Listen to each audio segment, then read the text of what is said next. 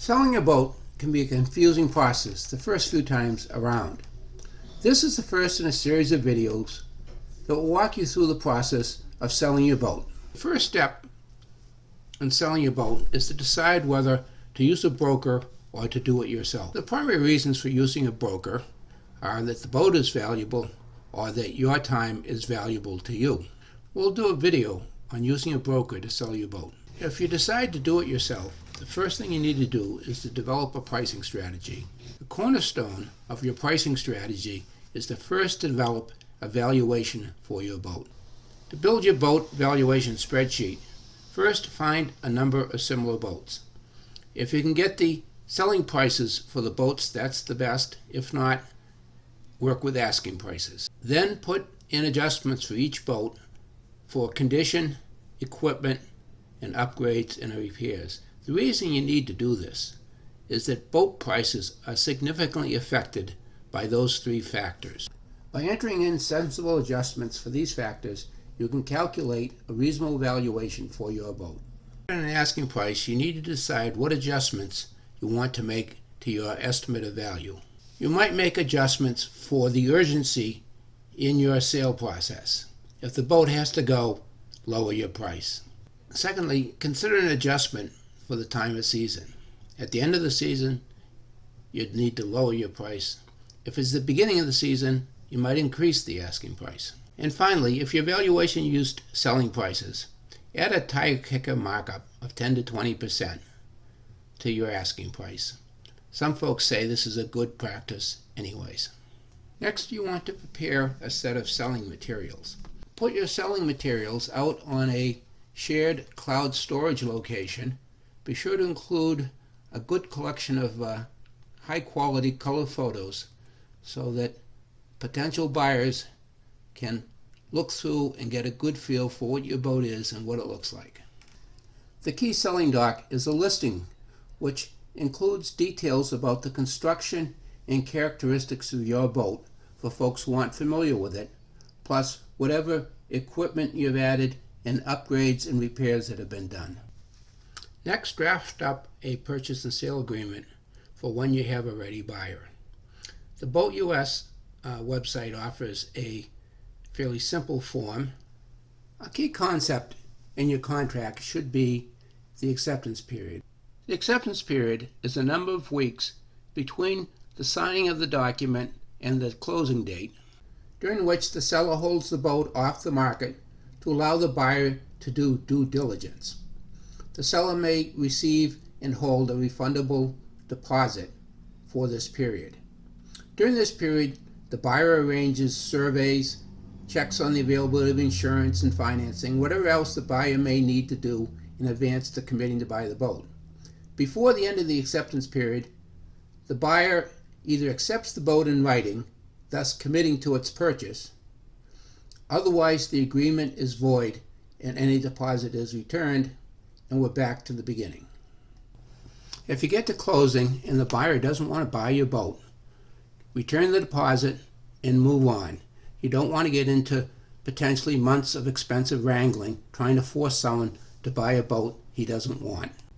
And finally, if your boat has a state title, make sure you have the title or know how to quickly get a hold of it, as you'll need it to transfer ownership. Now prepare an ad. Keep the ad simple, but include a few high-quality, attractive images of the boat.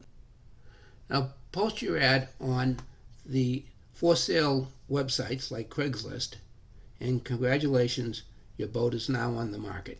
Use only an email address in any of these materials.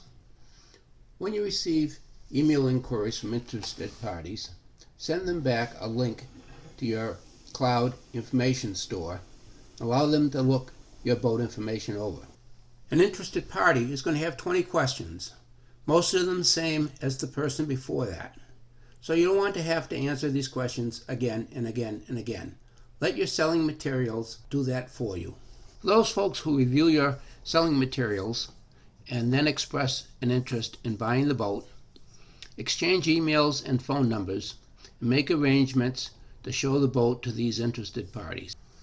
If the interested parties who look at your boat don't become interested buyers, Ask them why. If you get negative buyer feedback about the boat, the price, the condition, other factors, you may want to revisit your pricing strategy. Otherwise, you're back to dealing with new inquiries. When you have an interested buyer, you need to negotiate the terms of the sale. The key negotiation decisions are first the selling price and what equipment is included in the sale. Second is the length of the acceptance period. The third is the need for an escrow, and if there is an escrow, the purpose and scope of the escrow. The date for closing, which is the transfer of ownership to the buyer in return for payment, should be set for a mutually convenient date shortly following acceptance. You want to keep the time window between the signing of the agreement and the closing date as short as you can keep it, preferably 2 weeks, not more than 4, as this is how long you are agreeing to keep your boat off the market. If there's an element of the buyer due diligence that the buyer cannot do, such as run the engine because the boat is out of the water in the winter, then there may be a need for an escrow. If you have an escrow, you want to be very specific about defining the limited purpose of the escrow. And it would be wise to hire and pay an escrow professional to handle the escrow process. If you can't come to agreement on all these decisions, then there is no sale. You need to consider whether there's any negative buyer feedback worth understanding, and then you're back to dealing with new interested parties. If you can come to agreement on these decisions, update the purchase and sale draft agreement to reflect the decisions. Both parties sign it. You accept a cash deposit, and congratulations, your boat is under agreement. Now, if your agreement has no acceptance period, then your buyer is committed, and you can proceed directly to closing. If you do have an acceptance period, then you need to assist the buyer in doing his due diligence.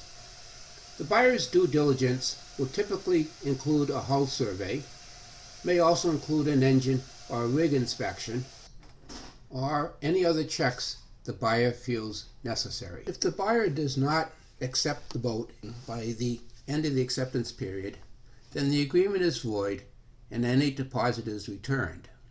Now, if you and the buyer both wish, you can go back to negotiate terms of sale.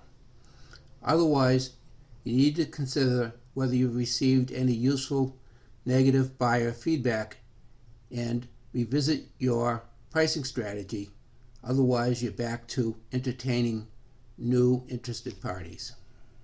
If the buyer does accept the boat, he or she will do so by sending you a written statement of acceptance.